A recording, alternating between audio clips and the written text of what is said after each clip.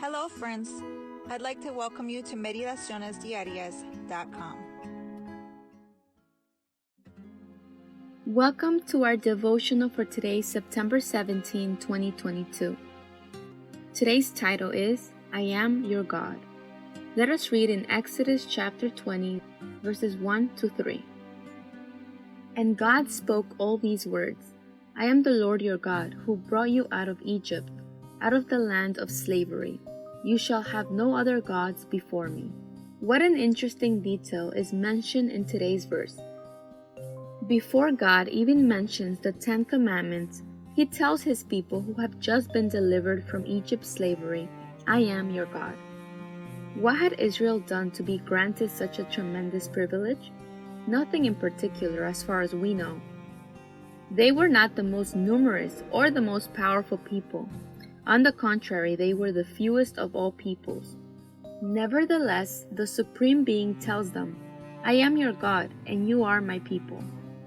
On what basis would that relationship be maintained?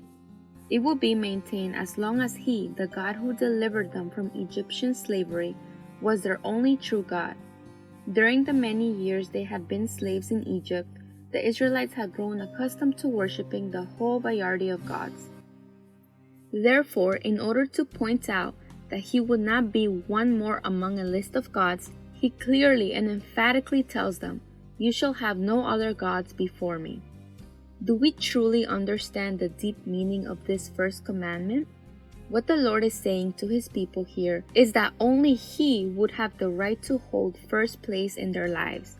If the Lord was not the exclusive recipient of their worship, then there would simply be no relationship whatsoever. Why? Because as Lauren Wade says, first place is the only place we can give God in our lives if He truly is God. That is why this commandment comes first, says Wade. All the others are simply moral rules that have no more power than thousands of other good ideas if we have not given God His place. What that implies is simply very clear. If God is truly God, then only He can hold first place in my life.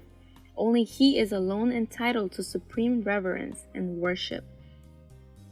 And only He deserves to hold first place in my affections and my service. Patriarchs and Prophets, chapter 27, page 305. And now comes the obvious question. Is God all that in my life? In your life? It is true that unlike the Egyptians, we do not worship handmade idols. But let us remember that an idol is anything that takes the place of God in our lives, be it fame, riches, beauty, or pleasure. God the Father, Creator and Redeemer, take from me any affection or idea that does not acknowledge you as the Lord of my life, because I want to give you first place in my affections and my service and acknowledge you as my only God. Amen.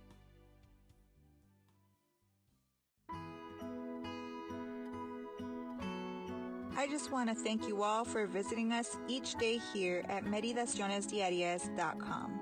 May you have a blessed day.